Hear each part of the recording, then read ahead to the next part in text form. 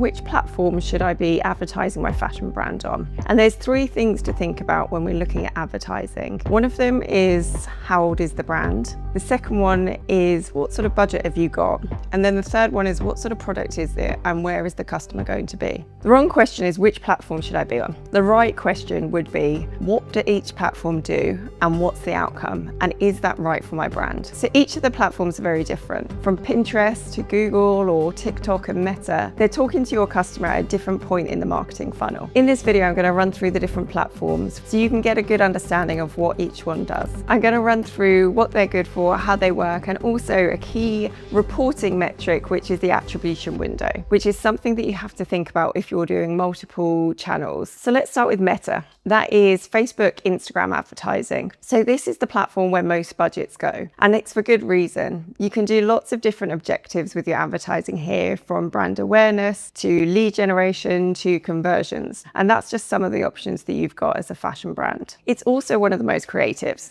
So you can put lots of different advertising options in, from static imagery from a beautiful campaign through to UGC videos or founder-led videos, which are really showcasing the brand. And Meta is still one of the biggest advertising platforms out there with the most eyeballs on it. So if your brand is looking for awareness or looking for conversions and you're looking to retarget people, Meta is definitely something that you need to be thinking about. Meta has a 7-day attribution window. So that means if somebody has seen or clicked an ad within 7 days and then gone on to purchase, that gets attributed back to the channel. So the reporting is only picking up the last 7 days, whereas luxury customers, they have a much longer consideration period. So it might take them weeks, months to actually go on and purchase, and Meta is only looking at the last 7 days. So that's just something to bear in mind if you're advertising on Meta. One of the questions that I get asked all the time is, what kind of content works best on Meta? And this very much depends on the brand. So if you're a luxury brand and you've got high quality campaigns and videos that really showcase who you are,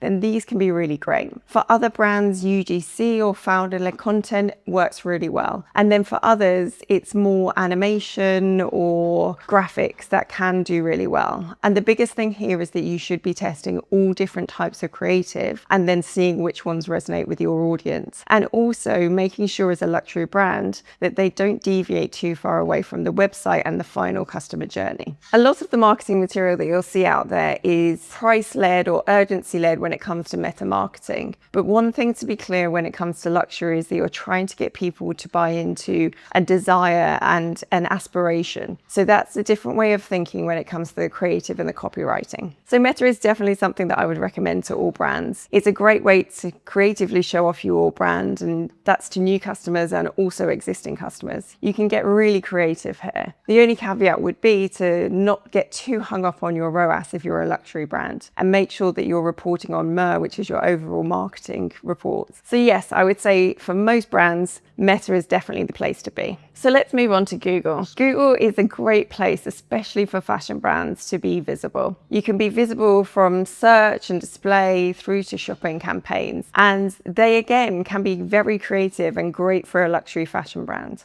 Some of the other platforms that we'll run through are very much top of funnel, so they're discovery platforms. For fashion brands, being on Google Shopping and being in search is fundamental to customers at the end of their buying cycle. So if they've seen you on some of the other platforms, that's great. When they're ready to buy, they come through to Google and they can search either by product name, product colors, or if they know the brand, then they could be searching by brand name. And you want to be showing up first, whether that's in the shopping section, showing your product feed, or within search or display. So when it comes to Google, one of the things to consider is that their attribution window is actually 28 days. So when we've got Meta, which is 7 days, and then Pinterest, which is 30 days, Google is a 28-day window. So anybody that clicks on the product or comes through and buys within that time is attributed back to the platform. When it comes to Google reporting, it usually shows a higher return on ad spend than something like Meta, because it's lower down the funnel. People are coming to search for the product that they know that they have in mind, or a type of product, or even the brand's name. So the other channels are doing top of funnel, building awareness, and then when they get to Google, that's usually lower down the funnel and they're ready to purchase. So Google can be a really great channel, especially for fashion brands because of the shopping element, but potentially depending on where you are as a brand, it might not be the channel that you want to start with. It depends on what else you've got in the mix, and we'll come to that later on in the video. So let's go through Pinterest. So this one is one that sometimes gets overlooked for fashion brands. It can work really well depending on the product type. So for example, if you're a homeware brand, or if you're in bridal or a specific occasion, then this could really be a very lucrative platform for you to be on. The thing to think about when it comes to Pinterest is you've got the organic side of things. So this is where you create your boards and you share pins about your products. You can link your Instagram feed directly through to Pinterest. So then whatever you're posting on Instagram can automatically go onto the Pinterest boards. So the organic side of things is very much longer term. So you have to think about events that potentially are happening in 3 months and be pinning those today. But Pinterest is usually one of the platforms that most fashion brands get wrong. They're expecting quick results, but it's very much a top of funnel researching discovery platform. When it comes to products and the product feeds, you can link up your Shopify store through to Pinterest. So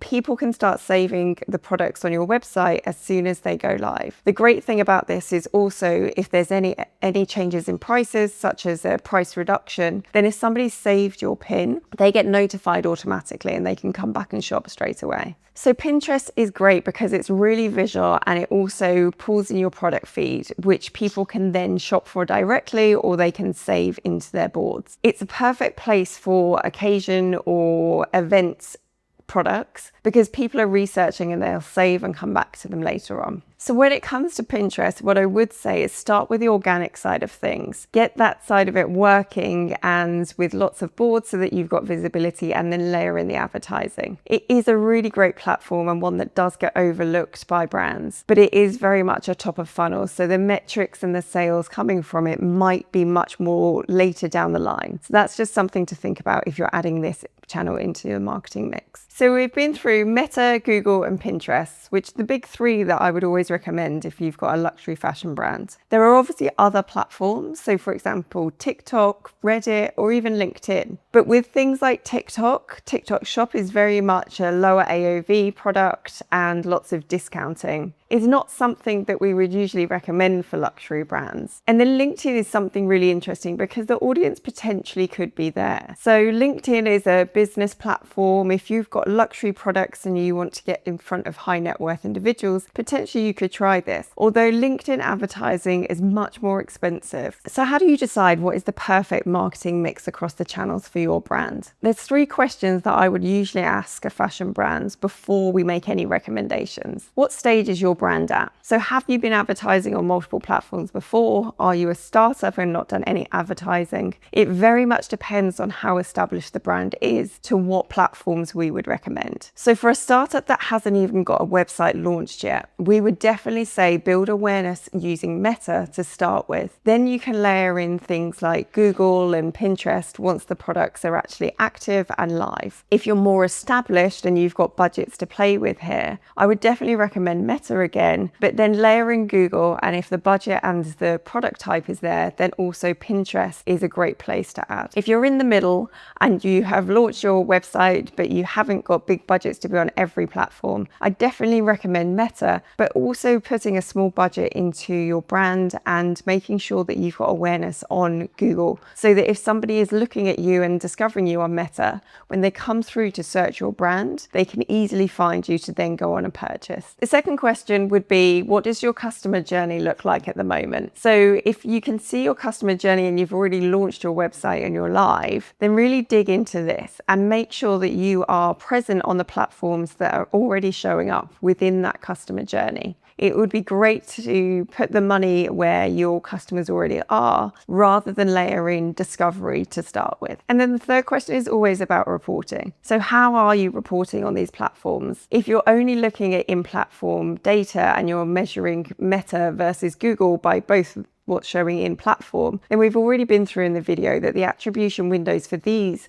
are very different. So what I would suggest is looking at the overall marketing, making sure that if you layer in a new platform, that your sales overall are benefiting from this. And depending on what stage your brand is at, is if you're running at the moment on multiple channels and you're not sure which is working, then potentially pull back on a channel and see the impact of this. So deciding what platform to be on also comes down to where you are as a brand and also where you want to be advertising to. So for example, if a brand is already advertising on Meta and they're only advertising in one country, the question could be around opening that out to multiple platforms, but it might also be that you want to open that platform out to multiple countries instead. So there's lots of options of deciding what is best, whether it's to go after more platforms or to go through and do what you're doing in one country, open that out to more of a global reach. So if you're unsure on which platform is best for you, or you want somebody to go through your reporting and take a look at what you're doing now to give you some clear guidance on where to go next, then feel free to book one of the Power Hours with me. I'll add the link below. The Power Hour can cover anything that you want to run through, from deciding which platform to be on or deciding which countries to go into next. So the fundamental thing would be to double check what platforms you're on, where your business is, whether the customers are